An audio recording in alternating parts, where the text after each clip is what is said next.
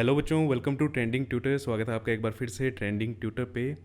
And first of all happy Navratri सबको, आपकी और आपकी फैमिली को नवरात्रि की बहुत सारी शुभकामनाएं। आई होप आप अच्छे से पढ़ते रहें। तो चलिए स्टार्ट करते हैं लेक्चर नंबर 2। और स्टार्ट करने से पहले प्लीज़ वीडियो को शेयर कर दो और चैनल को सब्सक्राइब कर दो। ये आपके लिए फ्री है बट हमें इससे बहुत ज़्यादा हेल्प मिलती है। तो थैंक यू सो मच। चलो अब लेक्चर स्टार्ट करते हैं। तो पहला क्वेश्चन ही है आज का हमारा, find the number of electrons in 1 coulomb of charge.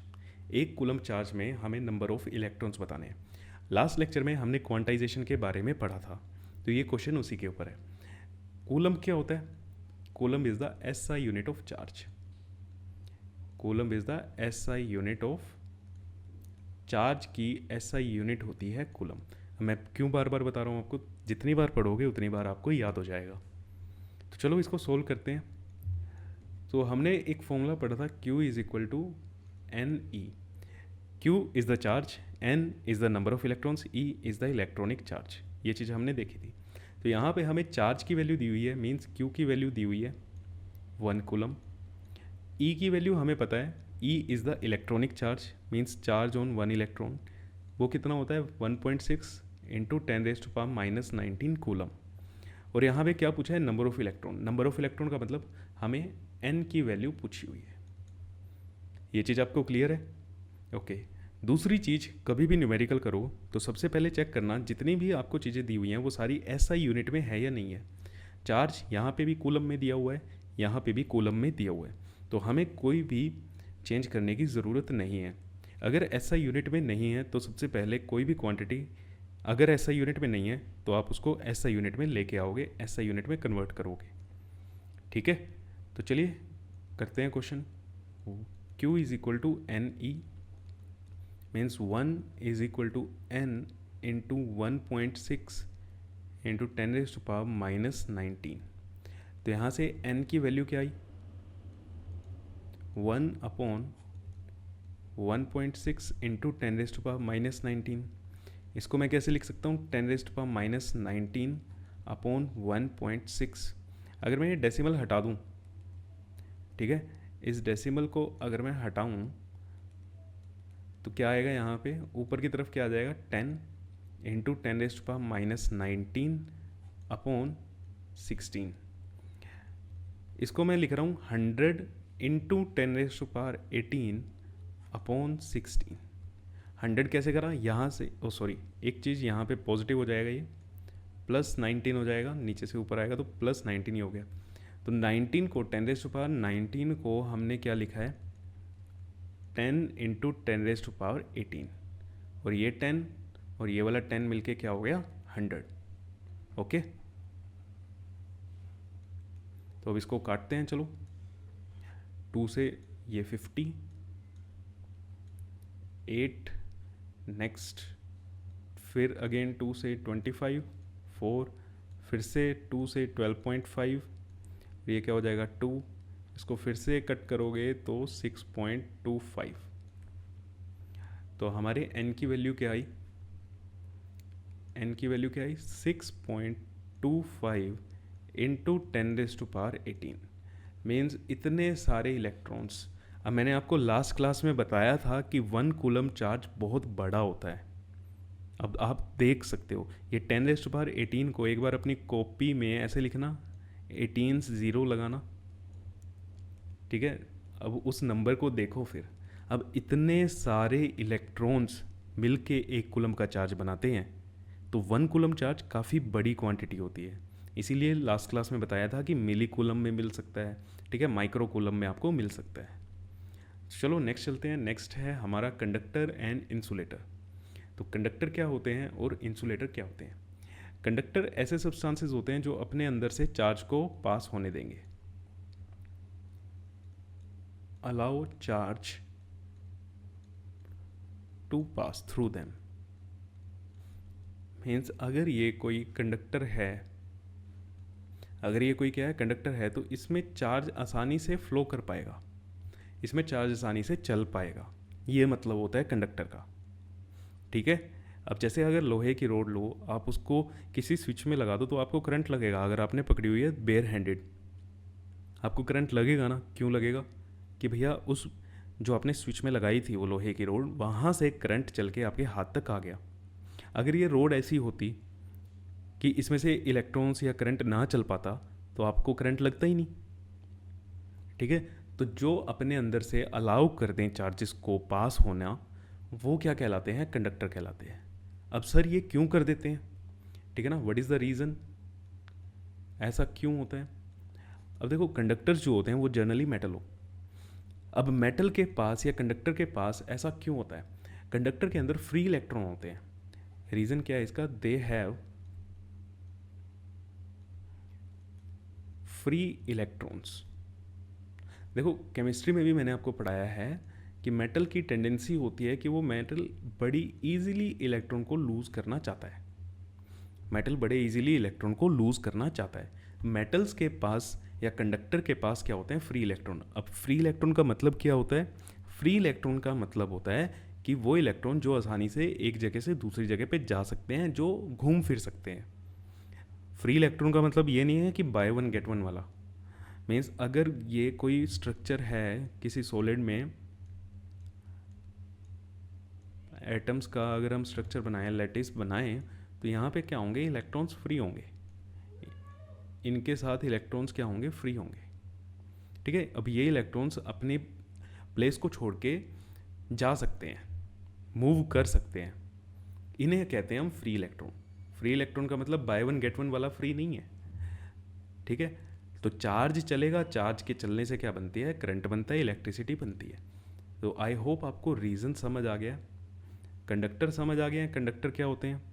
कि कंडक्टर ऐसे सब्सटेंस होते हैं जो अपने अंदर से चार्ज को पास होने दें। क्यों होने देते हैं? क्योंकि उनके पास फ्री इलेक्ट्रॉन्स होते हैं। अगर फ्री इलेक्ट्रॉन नहीं होंगे तो चार्ज नहीं चलेगा, चार्ज नहीं चलेगा तो वो कंडक्टर नहीं होगा। ठीक है, तो यहाँ पे छोटी सी डेफिनेशन लिखी हुई है, the substances through which charge can easily pass are known as conductor. Insulator क्या होते हैं? इंसुलेटर भैया कंडक्टर के उल्टा होता है। इंसुलेटर में से चार्ज नहीं चलेगा, इंसुलेटर अलाउ नहीं करते। मीन्स अगर ये कोई इंसुलेटर है तो इसमें चार्ज नहीं चल पाएगा। रीज़न क्या है? They don't have free electron, उनके पास फ्री इलेक्ट्रॉन होते ही नहीं। They don't have free electron, simple. अब मेरे को जल्दी से कमेंट करके बताओ, आपको मतलब इन जनरल भी आपको साइंस में पता होगा कि कौन से सब्सटेंस इंसुलेटर हैं। जैसे आप प्लास्टिक से अगर किसी वायर को टच करते हो तो आपको करंट नहीं लगता है ना, मतलब प्लास्टिक क्या है? इंसुलेटर है। प्लास्टिक ने उस चार्ज को अलाउ नहीं किया आपके हाथ तक पहुंचने के लिए, है ना। तो ऐसे और कौन कौन से जर्नल एग्जाम्पल आपको पता है इंसुलेटर के और कंडक्टर के, वो जल्दी से कमेंट में लिखो। कौन कौन सी चीज़ें कंडक्टर होती हैं और कौन सी चीज़ें इंसुलेटर होती हैं। ठीक है, तो इंसुलेटर क्या होते हैं और कंडक्टर क्या होते हैं, आई होप आपको ये चीज़ पता चल गई। ओके, तो नेक्स्ट चलते हैं हम इलेक्ट्रिक करंट पे। अब आया है हमारी बात करंट के ऊपर। करंट को आई से डिनोट करते हैं, कैपिटल आई से हम इसको डिनोट करते हैं। जैसे चार्ज को क्यू से डिनोट किया जाता है, वैसे ही इलेक्ट्रिक करंट को कैपिटल आई से हम लिखते हैं। तो अभी तक हमने चार्ज के बारे में पढ़ा है, हमने करंट के बारे में नहीं पढ़ा। करंट क्या होता है? करंट होता है चार्ज का चलना। चार्ज चलेगा तो करंट बनेगा, चार्ज नहीं चलेगा तो करंट नहीं बनेगा। मीन्स अगर ये इलेक्ट्रॉन यहाँ पे बैठा हुआ है, मूव नहीं कर रहा, तो उसको आप करंट नहीं बोलोगे। एक इलेक्ट्रॉन मूव कर रहा है तो उसके मूव करने से क्या बनेगा? करंट बनेगा। ओके, ठीक है, ये चीज़ क्लियर है। तो ये क्या होता है? It is defined as rate of flow of electric charge. Rate of flow of electric charge through any cross section. अब ये क्रॉस सेक्शन क्या होता है मैं आपको डिटेल में बताता हूँ। Of a conductor in unit time. देखो, रेट का मतलब ही क्या होता है? Divided by time. रेट का मतलब क्या होता है? Divided by time. आपने लास्ट क्लास में, last class in the sense 9th class में ये चीज़ पढ़ी होगी, rate of change of velocity. Rate of change of velocity. अब ये क्या होता था? Change in velocity divided by time. देखो, कहीं पे भी रेट वर्ड आ जाए ना तो उसको क्या कर देना, टाइम से डिवाइड कर देना। उस क्वांटिटी को जिसका रेट है, जिसका हमें रेट करना है, यहाँ पे रेट किसका हो रहा है, चेंज इन वेलोसिटी का, तो change in velocity divided by time. यहाँ पे रेट किसका हो रहा है, फ्लो ऑफ चार्ज का, मीन्स चार्ज के चलना। फ्लो क्या है, बहेगा चार्ज, बहने का मतलब चलना उसका, ठीक है, लिटरल मीनिंग पे इतना मत जाना। तो electric charge divided by time. तो करंट का फॉर्मूला आपको समझ आ गया, बन गया। डेफिनेशन से हमने कैसे फॉर्मूला बनाया, इलेक्ट्रिक चार्ज, कितना चार्ज चलेगा डिवाइडेड बाय टाइम, ये हो गया आपका करंट। तो अब ये क्रॉस सेक्शन क्या होता है, ठीक है, अभी पहले मैं इसको रब कर देता हूँ। अब आप कहोगे कि रब क्यों कर रहे हो, आपके लिए डिटेल में लिख के लेके आया हूँ, कोई दिक्कत नहीं है, ठीक है।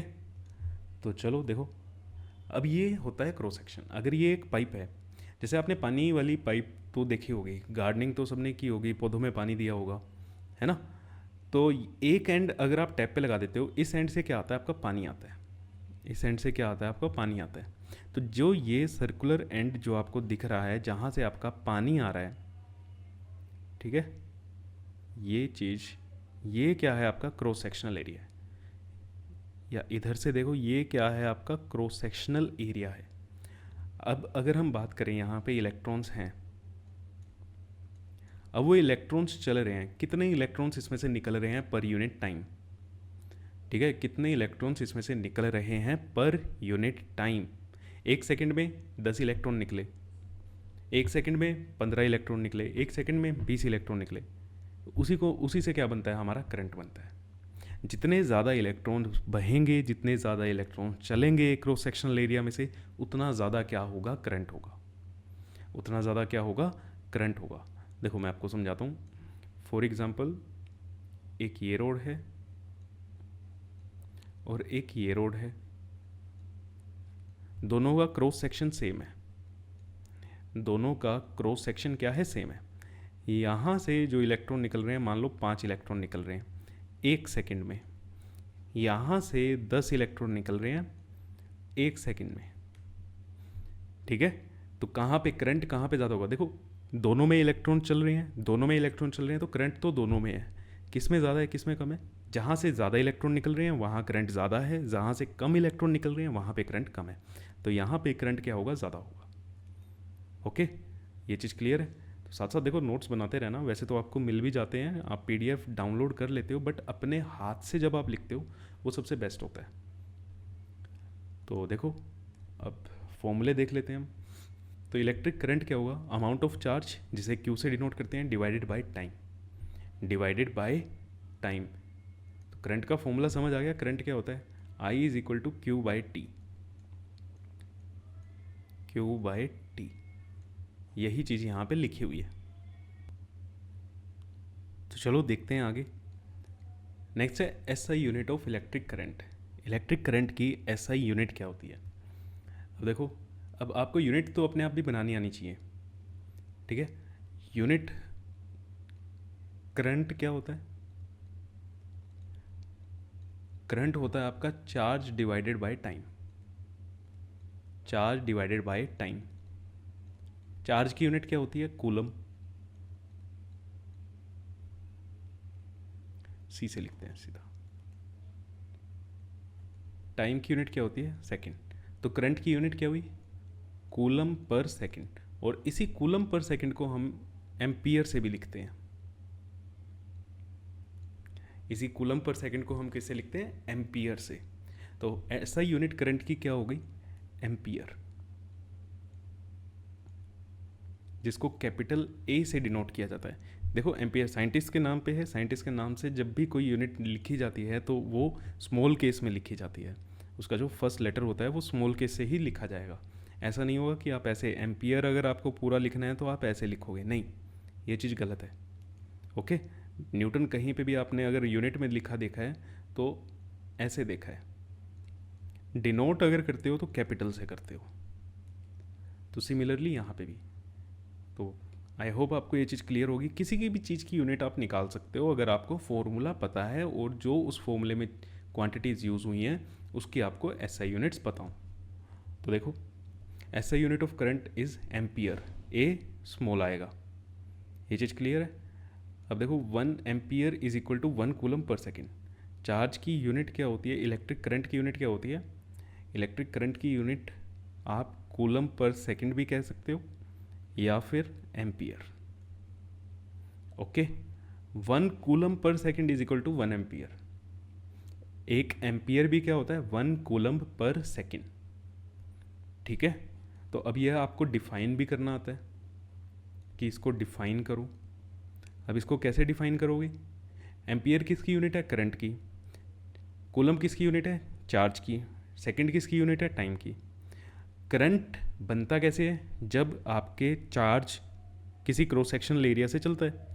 तो 1 एम्पियर क्या होगा, जब 1 कूलम का चार्ज किसी क्रॉस सेक्शन में से 1 सेकंड के लिए पास करेगा। तो इसको डिफाइन कैसे करेंगे, देखो, when 1 coulomb of charge flow through any cross section of a conductor in 1 second, जब 1 कूलम का चार्ज किसी क्रॉस सेक्शन में से 1 सेकंड में पास होता है तो उसे हम क्या कहते हैं, 1 एम्पियर। तो आई होप आपको चीज़ें समझ आ रही हैं। चार्ज की ऐसा यूनिट क्या होती है, कूलम। चार्ज की ऐसा यूनिट क्या होती है, कूलम। टाइम की ऐसा यूनिट क्या होती है, सेकंड। तो या तो इसको कूलम पर सेकंड भी लिख सकते हैं और इसी कूलम पर सेकंड को ही हम क्या लिखते हैं, एम्पियर। तो करंट की यूनिट क्या है, एसआई यूनिट की अगर हम बात करें तो वो एम्पियर है। ठीक है, और एम्पियर लिखो या फिर कूलम पर सेकंड लिखो। अब कूलम पर सेकंड कोई सीजीएस यूनिट नहीं है, कूलम पर सेकंड भी एसआई यूनिट ही है। बस कूलम पर सेकंड को हम लिखते कैसे हैं, एम्पियर से। कूलम पर सेकंड को हम लिखते कैसे हैं, एम्पियर से। ओके, तो ये फॉर्मूला ध्यान रखना। अभी तक आपको 2 फॉर्मूले पता लग गए हैं। देखो, इसमें थोड़ा सा मॉडिफिकेशन भी कर सकते हो। 1 मिनट, इसको यहाँ से हटाते हैं। आई का फॉर्मूला क्या हुआ, Q/T, और Q का फॉर्मूला क्या होता है, NE। तो Q की जगह पे यहाँ पे क्या आ सकता है, NE/T। हो सकता है आपको डायरेक्टली चार्ज ना दें, आपको नंबर ऑफ इलेक्ट्रॉन्स दे दें कि इतने इलेक्ट्रॉन्स फ्लो कर रहे हैं तो करंट बताओ। तो जितने इलेक्ट्रॉन फ्लो करते हैं उनके कारण चार्ज कैसे निकालते हैं वो आपको पता है, Q is equal to NE और Q/T is equal to I। तो ये फॉर्मूला आप ध्यान रखना। 2 फॉर्मूले आपको पता हैं अभी तक, इन्हीं 2 फॉर्मूलों का हम यूज़ करेंगे। नेक्स्ट है direction of current. Direction of current, पहली चीज़ तो ध्यान रखो, जो करंट है वो स्केलर क्वांटिटी होता है। करंट क्या होता है, स्केलर क्वांटिटी होता है। बट फिर इसकी डायरेक्शन क्यों होती है, डायरेक्शन होती है भैया। हमने कहीं पे ये नहीं पढ़ा कि जिन क्वांटिटीज़ की डायरेक्शन होती है वो स्केलर नहीं होती, वो भी स्केलर होती हैं। ठीक है, वेक्टर क्वांटिटी अलग होती हैं, वो चीज़ें आपको अभी उस झंझट में मत फंसना। करंट क्या होता है, स्केलर क्वांटिटी होता है। अब करंट की डायरेक्शन कैसे होती है, देखो, करंट की जो डायरेक्शन होगी वो हम लेते हैं पॉजिटिव से नेगेटिव। करंट की डायरेक्शन क्या होती है, फ्रॉम पॉजिटिव टू नेगेटिव। ठीक है, मीन्स अगर मैं यहाँ पे एक बैटरी बना दूँ,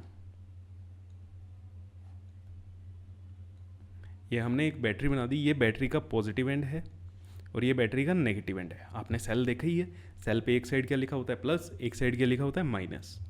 तो अब यहाँ पे करंट जो चलेगा, करंट की डायरेक्शन क्या होगी, ऐसे पॉजिटिव से नेगेटिव की तरफ। हमेशा करंट की डायरेक्शन क्या होगी, पॉजिटिव से नेगेटिव। नहीं देखा तो अपने रिमोट का सेल निकालो, रिमोट के सेल पे देखना, एक साइड क्या लिखा होगा, पॉजिटिव, एक साइड क्या लिखा होगा, नेगेटिव। तो पॉजिटिव से नेगेटिव साइड पे क्या चलता है, करंट चलता है। इस चीज़ को ध्यान रखना। अब दूसरा चीज़, in terms of electron, electron की टर्म में भी हम बात कर लें।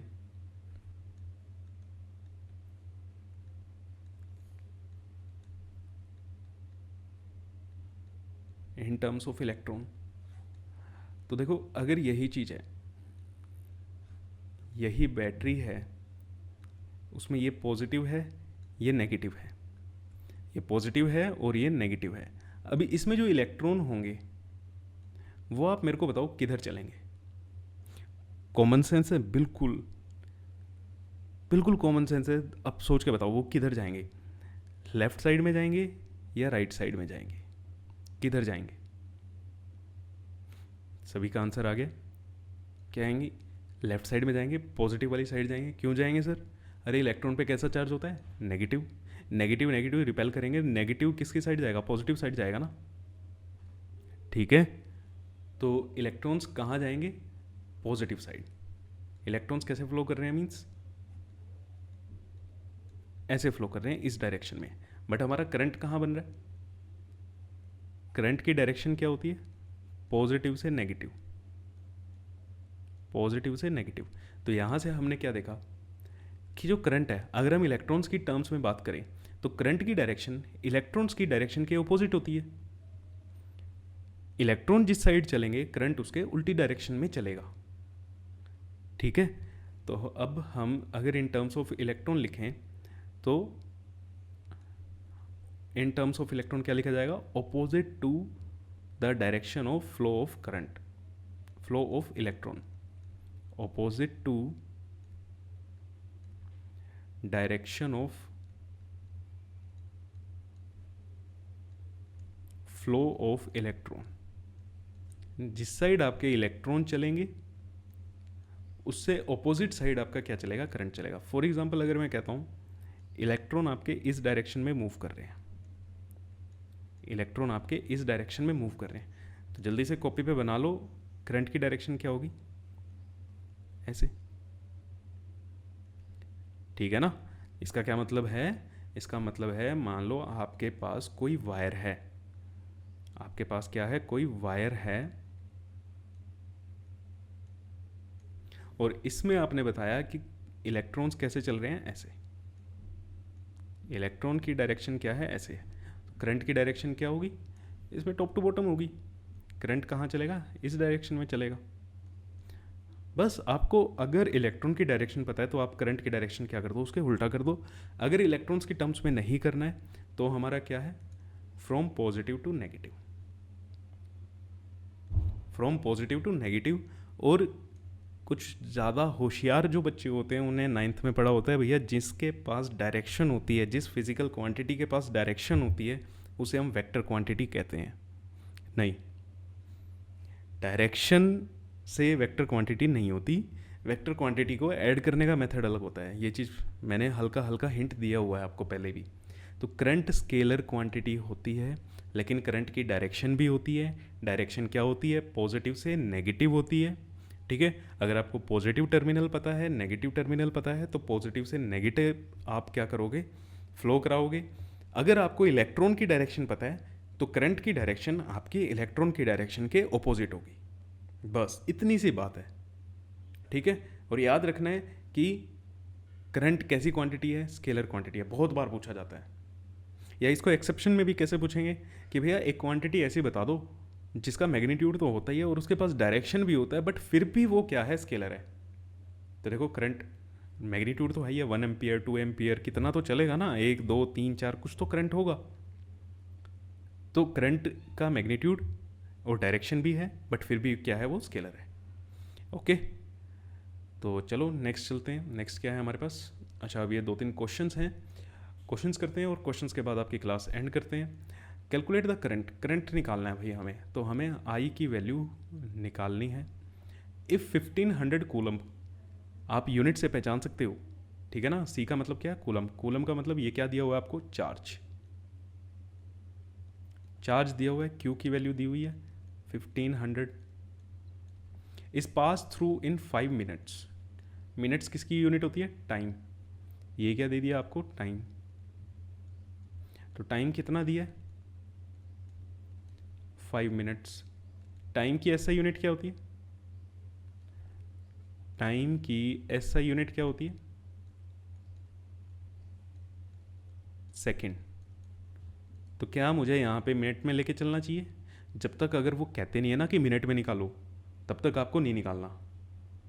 ठीक है, तो 5 मिनट को हम सेकंड में कन्वर्ट करेंगे। सबसे पहला काम यही होता है हमारा, सबसे पहले चेक करो कि क्या आपको एसआई यूनिट में दी हैं चीज़ें या नहीं दी। अगर नहीं दी हैं तो सबको एसआई यूनिट में बनाओ। तो करंट निकालना है, बहुत ईजी है। I is equal to Q by T, I की वैल्यू क्यू की वैल्यू 1500 डिवाइडेड बाई 300, तो इससे ये कैंसिल। करंट कितना आ गया यहाँ से 5, यूनिट क्या लगाओगे एम्पियर, यूनिट नहीं लगाई आधा नंबर कटेगा, ओके यूनिट नहीं लगाई तो आपका आधा नंबर डिडक्ट किया जाएगा। तो चलो नेक्स्ट क्वेश्चन पे। हाँ नेक्स्ट क्वेश्चन क्या है ये, a conductor carries A current of 0.2 ampere. तो जो भी चीज़ गिवन है वो लिखते जाओ। एम्पियर में क्या होता है करंट होता है, बोल भी रखा है 0.2 एम्पियर का किसी कंडक्टर पे करंट है। Find the amount of charge, क्या निकालना है find the amount of charge, तो इस बार हमें क्या निकालना है चार्ज निकालना है। That will pass through the cross section of conductor in 30 seconds. भैया कोई तो देखो इसने क्या पूछा है, हमने क्या पढ़ा था इलेक्ट्रॉन चलेंगे तो क्या बनेगा करंट बनेगा, जितने इलेक्ट्रॉन ज़्यादा चलेंगे उतना करंट ज़्यादा बनेगा। तो ये कह रहे हैं अब भैया अब इसमें इलेक्ट्रॉन चल रहे होंगे और इन इलेक्ट्रॉन के चलने से 0.2 एम्पियर का इसमें क्या बना करंट बना। अब कितने इलेक्ट्रॉन के चलने से, कितने इलेक्ट्रॉन के चलने से इसमें क्या बना है करंट बना है, बस हमें ये निकालना है। Amount of charge that will pass through, amount of charge का मतलब क्यों निकालना है, और आगे पूछो how many electron will flow in this time interval. तो पहले तो चार्ज निकाल दो कि कितने चार्ज के चलने से, चार्ज किससे बनता है नंबर ऑफ इलेक्ट्रॉन से ही तो चार्ज बनता है। एक इलेक्ट्रॉन पे 1.6, 2 पे 3.2, 3 पे 4.8, ऐसे कर करके कितने से ये 0.2 एम्पियर का चार्ज बना। ओके तो पहले हम चार्ज निकाल लेते हैं, देन हम क्या निकाल लेंगे, हमारे पास चार्ज आ गया तो हम एन की वैल्यू भी निकाल लेंगे, हाउ मैनी इलेक्ट्रॉन्स मतलब एन की वैल्यू। तो चलो I is equal to Q divided by T, time की वैल्यू 30 सेकेंड्स ही दी हुई है तो सेकेंड्स ऐसा यूनिट में ही है, वेरी गुड। तो यहाँ से क्यू की वैल्यू क्या आई आई इंटू टी, आई की वैल्यू 0.2, टी की वैल्यू 30, तो यहाँ से 6 कूलम्ब का क्या आ गया मेरे पास चार्ज आ गया। देखो सब कुछ एसआई यूनिट में है तो चार्ज भी क्या आएगा एसआई यूनिट में ही आएगा। तो चार्ज की वैल्यू कितनी आ गई 6 कूलम। अब चार्ज की वैल्यू आ गई तो एन निकाल लो, Q is equal to N E, Q is equal to N E, तो निकालो इससे 6 is equal to N into 1.6 into 10⁻⁻⁹, तो n की वैल्यू क्या आई 6/1.6 इंटू 10⁻⁻⁹। ओके तो ये क्या बनेगा 60/16, मैंने ये डेसिमल हटा दिया, इंटू 10⁻⁹, तो इसको सोल्व कर लो। अब सोल्व करके करते जाओ, 2 पे 30, 8, फिर क्या बनेगा ये 15, 4, 7.5, 2 और ये 3 पॉइंट कितना बन जाएगा 3.75 है ना। तो आंसर क्या आएगा 3.75 इंटू 10⁻⁹। एन की वैल्यू कितनी आई, कितने इलेक्ट्रॉन चलेंगे 3.75 इंटू 10⁻⁹ इलेक्ट्रॉन्स के चलने से 6 कूलम का चार्ज बना है। तो देख सकते हो आप, पहले ही बता रहा हूँ मैं, चार्ज की जो यूनिट होती है कूलम वो बहुत बड़ी यूनिट होती है। Next question, the filament of electric lamp, कोई लैम्प है मतलब बल्ब है आपका कोई, उसका जो फिलामेंट है ठीक है उसमें कितना करंट आ रहा है 0.4 एम्पियर का, विच लाइट्स फॉर 3 आवर, 3 घंटे के लिए चल रहा है। Calculate the amount of charge that flow through the circuit, charge निकालना है अगेन, चार्ज हमें निकालना है। करंट हमारा दिया हुआ है 0.4 एम्पियर और कितने टाइम के लिए चला है 3 घंटे के लिए। जब वो चला ठीक है, आपने कोई बल्ब 3 घंटे के लिए चलाया तो उसमें कितना करंट पास आउट हुआ 0.4 एम्पियर का, तो उसमें 3 घंटे में कितना चार्ज बना, कितना चार्ज उससे फ्लो हुआ है। तो सबसे पहले तो इसको आप क्या करोगे भाई सेकेंड्स में कन्वर्ट करोगे, 3 इंटू 60, 1 घंटे में 60 मिनट्स हुए, अभी क्या आया है मिनट्स में आया है।